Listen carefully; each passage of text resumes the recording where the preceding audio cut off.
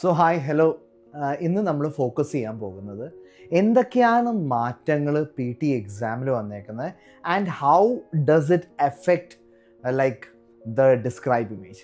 ആദ്യത്തെ നമ്മൾ ശ്രദ്ധിക്കേണ്ട പോയിൻറ്റ്സ്, പലപ്പോഴും നമ്മൾ എന്താ ചെയ്യുക, we estimate that whatever we are practising is right, but you are practicing in a wrong way and thereby you get lot of hiccups when you get score, and that in turn, sir ഞാൻ നല്ലോണം practice ചെയ്തു, ഒട്ടുമിക്ക സ്റ്റുഡൻസും എന്നെ വിളിക്കുന്നത് ഇത് തന്നെയാണ് പറയുന്നത്, sir ഞാൻ നല്ലോണം പ്രാക്ടീസ് ചെയ്തു and I did not get a good score.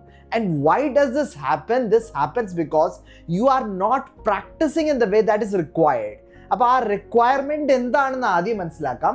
First, the human involvement in scoring has been increased to check the originality and relevance of the responses. നമ്മൾ ഏതൊരു സെക്ഷൻ ചെയ്യുമ്പോൾ, പ്രത്യേകിച്ച് 7 സെക്ഷൻ സ്പീക്കിങ്ങിൻ്റെ ഫോക്കസ്ഡ് ആണ് that you focus on the originality content. പലപ്പോഴും പല സ്റ്റുഡൻസും ടെംപ്ലേറ്റ്സും കാണാപ്പാടാക്കിയിട്ട് എന്താണ് focus, unknowingly you get into templates and that is what happens. Unknowingly you are focusing on to templates and that is what happens and that ruins your score. ഇനി ആദ്യമായിട്ട് attempt ചെയ്യുന്നവരാണെങ്കിൽ do not go for viewing other YouTube videos where they convince you to practice with templates a big no. Because AI, PTEയുടെ AIൻ്റെ പ്രകാരം എന്താണ്, it says you should not be focusing on templates or pre-memorized concepts but rather bring originality to the concept. അപ്പോൾ originality എങ്ങനെ വരും? Originality comes when there are like minor problems when you speak, there is an originality involve. There is an originality involve when you minute mistakes here and there is originality involved. You are not focusing on the way where it is like a template is being given and you are filling in the blanks with some words which is not even like focused onto the section. അങ്ങനെ വരുമ്പോഴാണ് നമുക്ക് score കിട്ടാതെ പോകുന്നത്. ഇത് പ്രത്യേകം ശ്രദ്ധിക്കണം. What is happening when you focus on the templates, you focus on getting your self lower score. ആദ്യം അത് ശ്രദ്ധിക്കാം. ഓക്കെ, രണ്ടാമത്തെ ആസ്പെക്റ്റ് ആണ് immediate impact template death sentence. If you use template you will get 0. ഒന്നും വേറെ grammar check ചെയ്യില്ല, spelling check ചെയ്യില്ല, vocabulary check ചെയ്യില്ല, ഫ്ലുവൻസി ചെക്ക് ചെയ്യില്ല. ടെംപ്ലേറ്റ് ആണോ 0? No. Because first AI detects it, asks the human to check, cross verify whether it is a template, and if the human also finds it yes, then you get 0. So that is one thing that you have to focus. ഇനി കഴിഞ്ഞ എക്സാമിൽ attend ചെയ്ത ഒരു student എന്നോട് ചോദിച്ചു, sir I was not using templates while speaking, but I used template while writing. Is that okay? Because human interference illa. One thing you should understand, the concept focuses on getting you a good score which is not pre-memorized, which is not focused on to templates.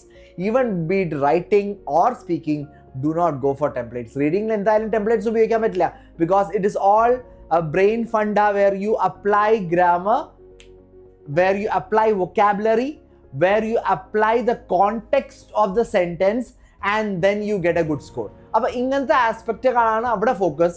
But here what you have to do not focus on pre-memorized concept. Okay, ഇനി അടുത്തത് originality is mandatory. Human reviewers specially check for authenticity. ഏതെങ്കിലും കാരണവശാൽ നിങ്ങൾ എവിടെയെങ്കിലും AI-നെ, say for example AI detects it, says this is a template, your voice transcript is like generated and the transcript is checked by the human whether it is a template. അങ്ങനെ വരുമ്പോഴും നിങ്ങളുടെ score പോകുകയാണ്. എന്താണ് ചെയ്യേണ്ടത്? You should focus on the concept where you are not using templates. ഇനി മൂന്നാമത്തത് content relevance matters. പലപ്പോഴും students ഇത് ഈ പ്രീ മെമ്മറൈസ്ഡ് അല്ലെങ്കിൽ ഹ്യൂമൻ ചെക്കിങ് എങ്ങനെയാണ് വരുന്നതെന്ന് അറിയോ? If the content is somewhere not even matching, 80% content പ്രകാരം, ഇപ്പോൾ say for example you are given a describe image. describe imageൽ നിങ്ങൾക്കൊരു പൈ ചാർട്ടാണ് കിട്ടിയേക്കുന്നത് വയ്ക്കാം. ആ പൈ ചാർട്ട് പ്രകാരം it talks about Nokia, it talks about Samsung, it talks about like other mobiles, Huawei, Oppo അങ്ങനത്തെ മൊബൈൽസിനെ കുറിച്ചാണ് പറഞ്ഞേക്കുന്നത്. And you are speaking something about something else which is not even in the content. You speak pie chart, but you allocate only 30% of the content from the pie chart, and the rest 70% is what is the pre-memorized fill in the blanks context. So then you are going on the wrong track, because content relevance ആണ് അവിടെ ആഗ്രഹിക്കുന്നത്. Content context പ്രകാരം ആ ഒരു graph അല്ലെങ്കിൽ pie chart അല്ലെങ്കിൽ image എന്താണെങ്കിലും ആ ഇമേജ് പ്രകാരമാണോ നിങ്ങൾ റെസ്പോണ്ട് ചെയ്തിട്ടില്ലെങ്കിൽ U get a lower score. ഇനി അടുത്ത ആസ്പെക്ട്, ന്യൂ എക്സാം സ്ട്രക്ചർ. 2.25 മണിക്കൂറാണ് നമുക്ക് കിട്ടുന്നത്.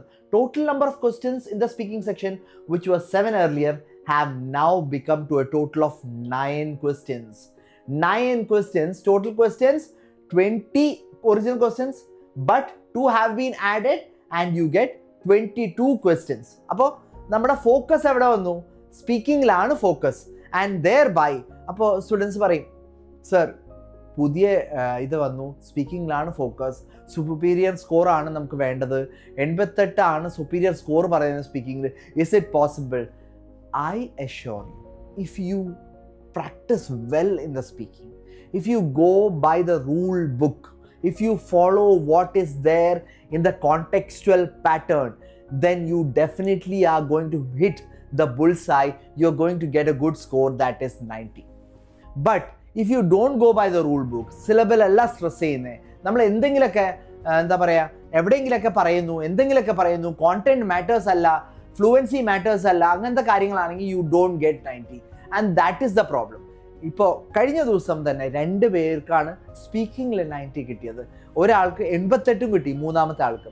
So then why this is happening? Because it is comparatively easier, but you have to go by the rule book. അത് ശ്രദ്ധിക്കാം. Okay, now there's one aspect, approved elements, original language, relevant data interpretation. Original language എന്ന് വെച്ചാൽ when you are not using something that is memorized. പലപ്പോഴും പല students ചോദിക്കുന്നു, sir ഇവിടെ further more ഉപയോഗിച്ചാൽ മതിയില്ലേ, and or ഉപയോഗിക്കേണ്ട ആവശ്യമുണ്ടോ, ബട്ട് ഉപയോഗിച്ചാൽ മതിയില്ലേ, നെവർദലെസ് ഉപയോഗിച്ചാൽ മതിയോ, ഇങ്ങനത്തെ ആസ്പെക്റ്റുകൾ കുറേ കൺഫ്യൂഷൻസ് ചോദിക്കാറുണ്ട്. ഞാൻ ഇവിടെ എങ്ങനെയാണ് പഠിച്ചത്, ഞാൻ ഇവിടെ അങ്ങനെയാണ് പഠിച്ചത്, ഇന്ന ട്രെയിനർ എന്നെ എങ്ങനെ പഠിപ്പിച്ചു, ഇന്ന അക്കാഡമി എന്നെ പഠിപ്പിച്ചു. ബട്ട് PT അതൊന്നും അല്ല നോക്കുന്നത്. അക്കാഡമി എന്താണ് പഠിപ്പിച്ചതെന്നല്ല focus. They focus on whether you are giving them original language content. Original language എന്താണ്? Original language when it comes, when there is no grammatical mistake, first of all. Second thing, when there is the content focused sections. Second thing. Third thing, when you are focusing on 80% of the content from the data given. Say for example, the diagram is given and you are focused on 80% of the content, then you get a good score. That is original language. രണ്ടാമത്തേതാണ് relevant data interpretation. എന്ത് data കൊടുക്കുന്നു, പ്രത്യേകിച്ച് നമ്മൾ പേര് ഒരു pie chart, ഞാൻ describe image ആണല്ലോ ഞാൻ പറഞ്ഞു തരാൻ പോകുന്നത്. അപ്പോൾ ഡിസ്ക്രൈബ് ഇമേജ് ആണെങ്കിൽ പൈ ചാർട്ടാണ് തന്നേക്കുന്നത്, അല്ലെങ്കിൽ ഗ്രാഫാണ് തന്നേക്കുന്നത്, അല്ലെങ്കിൽ ഇമേജ് ആണ് തന്നേക്കുന്നത് വെച്ചാൽ whether you are including the data from that image or graph or pie chart is the most important part. And if you are not focusing on those parts and you go by your own rule book, you specify whatever, you have your own interpretation of things, then you don't get a good score. നിങ്ങളുടേതായ സ്വന്തമായിട്ടുള്ള interpretation പറഞ്ഞിട്ട് നിങ്ങൾ score ചെയ്യാൻ നോക്കിയാൽ you won't get a good score. So that is one part. Okay, ഇനി third, logical flow of information. എപ്പോഴും നമ്മൾ consider ചെയ്യേണ്ടത് ഒരു ഫ്രെയിം വർക്കാണ്, ഒരു സ്കെലറ്റൻ ആണ്, അല്ലേ? എൻ്റെ തല കാലിനെ അവിടെ കൊണ്ടുവന്ന് ഒട്ടിച്ചാൽ എങ്ങനെ ഉണ്ടാവും? That's not a structure, that's not a skeleton aspect of a human being. But what needs to be focused is whether you are saying the introduction first. രണ്ടാമത്തത്, whether you are focusing on the main point second. Whether you are focusing on the other elements that are there in the diagram or the graph or the pie chart. Fourth factor, whether you are focusing on the conclusion. ഇതാണ് by the rule book a common framework on organization of a diagram or അല്ലെങ്കിൽ എന്തൊരു describe ഇമേജിനോട് അനുബന്ധിച്ചിട്ടുള്ള ഒരു ഡയഗ്രാമാണ്, ഒരു skeleton ആണ്. ഈ skeleton അല്ലാതെ, ഈ framework അല്ലാതെ, you say the introduction at the end, you say the key elements in the beginning, other elements you place it somewhere or you forget it, then you don't get a good score. And that is what happens. You forget things. Oh, ഞാൻ ഇത് പറയാൻ മറന്നുപോയല്ലോ, ഇനി നമുക്ക് അവസാനം കൊണ്ടുപോയി ചേർക്കാമെന്ന് വിചാരിച്ചാൽ ശരിയാവില്ല. First of all, make sure when you are practicing, practice in such a way that it gets in your subconscious and unconscious mind unknowingly, that you don't miss the important organization of the described image.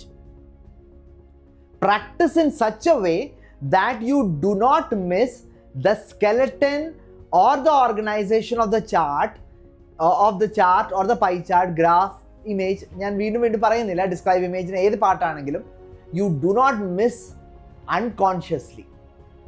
And that happens only when you practice 200, 300, 400 plus diagrams or pie chart. But നമുക്ക് എന്താണ്, we don't focus on, sir ഞാൻ 5 എണ്ണം ചെയ്തു, 10 എണ്ണം ചെയ്തു. Will that be sufficient? I hope not, because your fluency matters. ഒരു കാര്യം എപ്പോഴും ശ്രദ്ധിക്കാം, when you have not practiced describe image properly, you falter in many of the thinking patterns. Like say for example, group discussionൽ problem വരും, അല്ലെങ്കിൽ ഇമെയിലിൽ problem വരും, അല്ലെങ്കിൽ എന്താ പറയുക, റെസ്പോണ്ട് ടു എ സിറ്റുവേഷനിൽ പ്രോബ്ലം വരും. ഇത് എന്തുകൊണ്ട് വരുന്നു? ബിക്കോസ് സ്പോണ്ടേനിറ്റി ഇല്ലാത്ത അവസ്ഥയിലാണ് നമ്മൾ പ്രാക്ടീസ് ചെയ്യുന്നത്. സ്പോണ്ടേനിറ്റി അത്യാവശ്യമാണ്. ഏതൊരു ആസ്പെക്റ്റും നമ്മൾ പി ടിയിൽ നോക്കുമ്പോൾ spontaneity is important. If you are not focused on spontaneity, you get to lose your important score, and that is what happens. Focus here. Okay, focus on these aspects, because spontaneity ആവശ്യമാണ്. അത് writing ആണെങ്കിലും speaking ആണെങ്കിലും spontaneous ആണ്, information spontaneous ആണ്. നിങ്ങൾക്ക് ഇത്ര ഒരു stipulated ടൈമിൽ എസ്സേ എഴുതുമ്പോൾ സ്റ്റിപ്പുലേറ്റഡ് ടൈമാണ്, 20 മിനിറ്റിൻ്റെ എസ്സേ ആണ്. You focus on writing it and you are not able to complete that within 20 minutes, in 200 words in 20 minutes. I say you try to complete, set a target of completing the essay in 17 minutes. Be focused. ഇങ്ങനത്തെ ഒരു കാര്യം ഒന്ന് ചെയ്തു നോക്കിയേ. You are sharpening your mind, you are drilling your mind in such a way that it gets like ready for any situation. Oh sir, ഇത് fast ആയിരുന്നു, ഇത് slow ആയിരുന്നു സർ, ഇവിടെ ഒച്ച ഉണ്ടായിരുന്നു സർ, അവിടെ എന്താ പറയുക, അവിടെ തട്ടുമുട്ടും കേൾക്കുന്ന കാരണം ഫോക്കസ് കിട്ടിയില്ല. Why is this happening? Because you have not practiced that way. പലപ്പോഴും പല സ്റ്റുഡൻസും പറയും, സർ അന്നത്തെ ദിവസത്തെ എക്സാം എനിക്ക് പ്രോപ്പർലി എഴുതാൻ പറ്റാതിരുന്നത് because I heard someone else shouting at the peak of his voice in read aloud. Why does this happen? Because you have not practiced focusing in other noises, and you focus less. You have practiced very alone. You have practiced not in a situation. Mock test ചെയ്തിട്ടുണ്ടെങ്കിൽ ഞാൻ part by part 2.25 മണിക്കൂറിൻ്റെ exam ഞാൻ എങ്ങനെ ചെയ്തേക്കുന്നത്, ഞാൻ exam attend ചെയ്തേക്കുന്നത് I focused on 30 minutes one part. I left the table and then went for some other work. I came back again, I sat for the exam, again I practiced that way. 2.25 മണിക്കൂറിൻ്റെ exam ഞാൻ 3-4 സിറ്റിങ്ങിലാണ് ഞാൻ തീർത്തേക്കുന്നത് വീട്ടിൽ. അപ്പം അങ്ങനെയാണെങ്കിൽ എക്സാമിൽ 2.25 മണിക്കൂറിൻ്റെ exam നിങ്ങൾ എങ്ങനെ തീർക്കും? ഒറ്റ സിറ്റിങ്ങിൽ, ഒറ്റ ഫോക്കസ് ലെവലിൽ നിങ്ങൾ എങ്ങനെ തീർക്കും?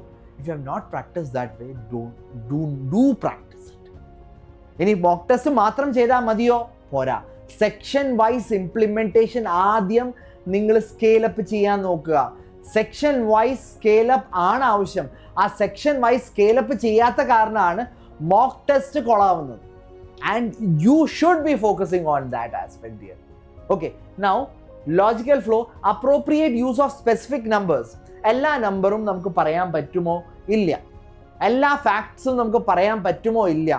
ഏതെങ്കിലും ഒരു ഡയഗ്രാമോ അല്ലെങ്കിൽ പൈ ചാർട്ടോ അല്ലെങ്കിൽ ഗ്രാഫോ ഒരു കൃത്യമായിട്ടൊരു ഡേറ്റ അനലിസ്റ്റിനോട് ചോദിച്ചാൽ, when he's presenting that in a meeting, it will take 15 to 30 minutes to analyze and explain the whole data that you get in a describe image in a board meeting or in a professional meeting.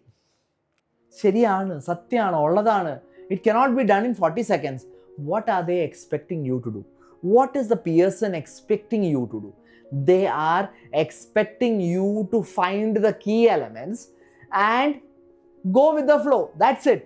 You are not going to deliver each and every data that is there in the graph or in the image. There will be a time when you are focusing on different sections and parts and you will deliver the best possible thing. But ഈ അഞ്ചാമത്തെ ഒരു point ശ്രദ്ധിക്കണം, which says natural transition between ideas. ഒരു idea മറ്റൊരു ഐഡിയയിൽ നിന്ന് connected ആവണം. അതാണ് ഞാൻ പറഞ്ഞത്, ഓർഗനൈസേഷൻ എപ്പോഴും ശ്രദ്ധിക്കണം. ഇൻട്രൊഡക്ഷൻ ശ്രദ്ധിക്കുക, മെയിൻ പോയിന്റ് ശ്രദ്ധിക്കുക, അതർ എലമെന്റ്സ് ശ്രദ്ധിക്കുക, കൺക്ലൂഷൻ ശ്രദ്ധിക്കുക.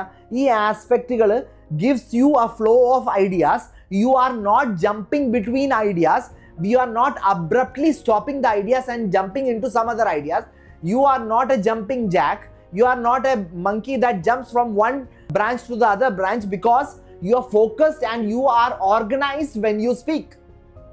And that should be shown when you do that Pearson test, describe image. Chronological order അല്ലെങ്കിൽ ഏത് ഓർഡറിലാണ് നിങ്ങൾ പറയുന്നത് അത് കൃത്യമായിട്ട് ആ ഓർഡറിൽ തന്നെ പറയണം. ഇനി ഇവിടെ നോക്കൂ, instant zero elements. Any template that you use will get you 0 score. Pre-memorized sentence structure ഏതെങ്കിലും തുടക്കത്തിൽ തന്നെ നിങ്ങൾ പറഞ്ഞാൽ മതി, it gets you 0. എവിടെയെങ്കിലും പറഞ്ഞാൽ മതി 0 പറയും. എന്താ കാരണം? AI, as far you understand, we understand in a different way. AI understands, interprets lot of examinations every day. Okay, and it learns from the responses of the students and understands ഇത്ര students ഇത്ര ഈ രീതിയിൽ exam എഴുതിയിട്ടുണ്ടെങ്കിൽ it comes under category of pre memorized templates. അപ്പം അങ്ങനെ വരുമ്പോൾ എന്താണ്, you get a lower score. ഓ, ഞാൻ ചാറ്റ് GPT നോക്കിയിട്ട് ഒരു ടെംപ്ലേറ്റ് ഉണ്ടാക്കാം, അങ്ങനെ ഒന്നും ചെയ്യരുത്. there are lot of loopholes that you will try to find, but AI is smarter than you. ഇനി generic conclusion not specific to the image. ഒരു കൺക്ലൂഷൻ പറയുന്നു, but it is not specific. എന്ത് നിങ്ങൾ ഇൻട്രൊഡക്ഷനിൽ പറഞ്ഞു, ഏത് മെയിൻ പോയിന്റ്സ് ഇൻട്രൊഡക്ഷനിൽ അത് കഴിഞ്ഞിട്ട് പറഞ്ഞോ, കീ എലമെന്റ്സ് എവിടെയൊക്കെ അതർ എലമെന്റ്സിൽ ആഡ് ചെയ്തോ, അതിൻ്റെ കൺക്ലൂഷനാണ് നിങ്ങൾ പറയേണ്ടത്. അല്ലാതെ generalised it is a very beautiful image. പണ്ടൊക്കെ ഞാൻ കേട്ടിട്ടുണ്ട്, it is a very beautiful image. What is so beautiful about the describe image? അത് ജനറിക് ആണ്, ജനറൽ ആയിട്ടുള്ള ഒരു കൺക്ലൂഷനാണ്. അങ്ങനെയല്ല ആഗ്രഹിക്കുന്നത്. What did you see, what did you note down, what are you going to summarise from the key elements that you so in the diagram? അത് മതി conclusion. ഇനി നോൺ റെലവൻറ്റ് കമൻട്രി. എൻ്റേതായ റെലവൻറ്റ് അല്ലാത്ത ഒരു കോമൻട്രി നിങ്ങളിൽ നിന്ന് പ്രതീക്ഷിക്കുന്നില്ല. You are not there to talk about your informal agreement or disagreement about the chart or the future prospects. No dear. It is only talking about formal conversation. Summarize group discussion, allengil respond to a situation. It is all focused on to bit of informal conversation.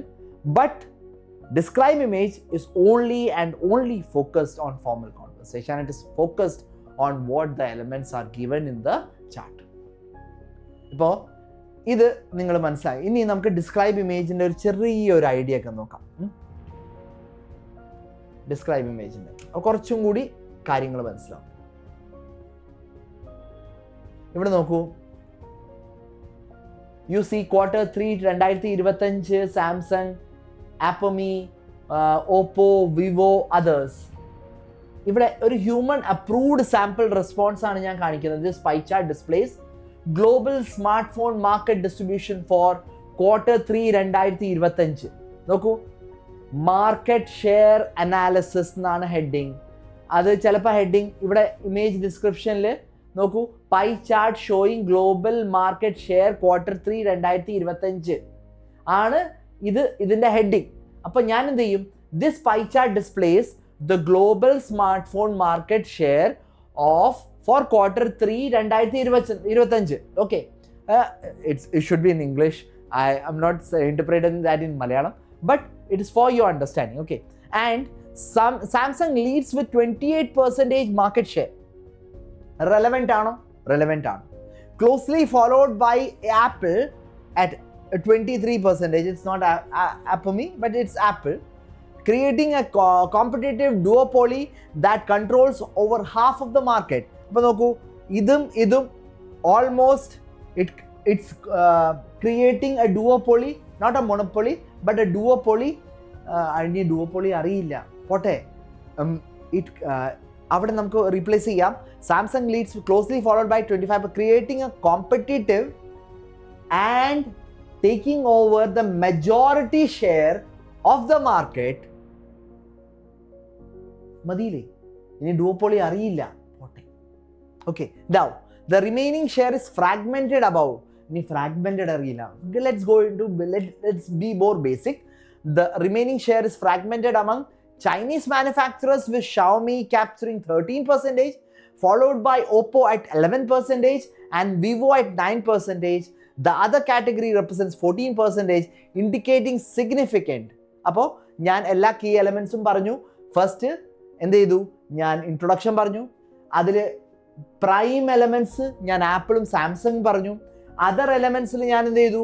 Other share of the mobiles പറഞ്ഞു. ഇനി ഞാൻ കൺക്ലൂഷനിലേക്ക് തന്നെ പോവാണ്. The other category represents indicating significant market fragmentation with the top 5 players. The data reveals, അവിടെ നോക്കൂ, conclusion ഞാൻ അവിടെയാണ്. The data reveals a tight competition between Samsung and Apple, while Chinese brands, ഇനി ചൈനീസ് ബ്രാൻഡ്സ് എന്ന് വേണ്ട, ഇപ്പോൾ Chinese അവിടെ specify ചെയ്തിട്ടില്ല. Okay, while other brands collectively hold substantial market presence. Isn't it relevant to the content? It is very much relevant to the content. ഒന്ന് നോക്കണം, നമ്മൾ introduction properly പറഞ്ഞു, മെയിൻ പോയിന്റ്സ് പ്രോപ്പർലി പറഞ്ഞു, കീ എലമെൻറ്റ്സ് ഇൻക്ലൂഡ് ചെയ്തു, conclusion കൃത്യമായിട്ട് പറഞ്ഞു. But where do I stand, where do I relate it to, you have to understand. Let's go with another one example more. ഇവിടെ നോക്കണം, ശ്രദ്ധിക്കേണ്ടത്, this is something that you have to understand. The check list used specific percentage. കൃത്യമായിട്ട് പെർസെൻറ്റേജിൻ്റെ value ഞാൻ കൊടുത്തു എന്ന് ഉറപ്പുവരുത്തുക, ആദ്യത്തെ കാര്യം. ഓക്കെ, പെർസെൻറ്റേജിൻ്റെ വാല്യൂ കൃത്യമായിട്ടുള്ള ഡേറ്റ ഞാൻ റിലേറ്റ് ചെയ്തു എന്ന് നോക്കുക. ചെക്ക് ലിസ്റ്റ് എപ്പോഴും ഓർക്കണം കേട്ടോ. എഴുതാത്തവരെ എഴുതി വെക്കുക. Because when you write, you remember it twice. You remember it for a longer time. When you write, you remember it not twice, thrice, but it is like quadruple times, and it is quadruple length that you remember. It may end like you remember it for months. But what happens, we don't write, we don't have the tendency of writing. അതുകൊണ്ടാണ് എപ്പോഴും നമ്മൾ ഏതെങ്കിലും information കിട്ടിയാൽ ഉടനെ തന്നെ എഴുതാൻ പറയും. എന്തെങ്കിലും ഇൻഫർമേഷൻ കിട്ടി, ഇപ്പോൾ റിപ്പീറ്റ് സെൻറ്റൻസിൽ അല്ലെങ്കിൽ ഡിസ്ക്രൈബ് ഇമേജിന് 25 seconds എനിക്ക് പ്രിപ്പറേഷൻ ടൈം കിട്ടുന്നു. 25 seconds പ്രിപ്പറേഷൻ ടൈം കിട്ടുന്നുണ്ടെങ്കിൽ ഞാൻ ഷോർട്ട് ഫോമിൽ എഴുതും. Because I want to relate or convey the data in order or chronological order so that I don't miss important elements. And that should be focused. Okay, അപ്പോൾ describe the trend pattern. എന്താണ് trend? അത് increasing ആണോ, decreasing ആണോ, എന്താണ് majority share ആണോ, അല്ലെങ്കിൽ highest ആണോ, lowest ആണോ എന്ന് പറയുന്നു. ഇനി മെയ്ഡ് ലോജിക്കൽ കണക്ഷൻ. ഞാൻ ഇപ്പോൾ ആപ്പിളും സാംസങ്ങിൻ്റെയും കാര്യം കണ്ടു. Logical connection, both are equal and representing the half of the market share. കണ്ടോ? ഇനി ഇൻക്ലൂഡഡ് ടൈം ഫ്രെയിം കോണ്ടെക്സ്റ്റ്. ഏത് സമയത്തായിരുന്നു? Q3 2025 ഞാൻ കോണ്ടന്റ് പറഞ്ഞത്, അല്ലെങ്കിൽ ആ ടൈം ഫ്രെയിംവർക്ക് പറഞ്ഞത്. Drew meaningful conclusion. എന്ത് ഞാൻ പറഞ്ഞോ, എന്ത് ഞാൻ ഇൻട്രൊഡക്ഷനിലും മെയിൻ പോയിന്റ്സിലും അതർ എലമെന്റ്സിൽ ഇൻക്ലൂഡ് ചെയ്തോ, അത് ഞാൻ കൺക്ലൂഷനിൽ ഇൻക്ലൂഡ് ചെയ്തു എന്ന് ഉറപ്പുവരുത്തണം. ഇനിയാണ് spoke four 35 to 40 minutes. And if you are going to focus for a superior score, focus from third. Do not speak less than 38 minutes. Do not speak less than 38 minutes. That should be your focus. Use original language. Do not use memorized templates. ഇതൊന്നും മനസ്സിലാക്കി നിങ്ങൾ describe image നോക്കിയേ, നിങ്ങളുടെ score കൂടുമെന്ന് ഉറപ്പാണ്. And if you are not able to do this, approach us. We are there to help you out. Structured training, എൻ്റെ master sessions ഉണ്ട്, നിങ്ങൾക്ക് group sessions ഉണ്ട്, ഗ്രാമർ സെഷൻസ് ഉണ്ട്. So that you are equipped with everything that is in the best possible way. Be it IELTS, OET, PTE, why not join us? We are there to help you out. Thank you very much.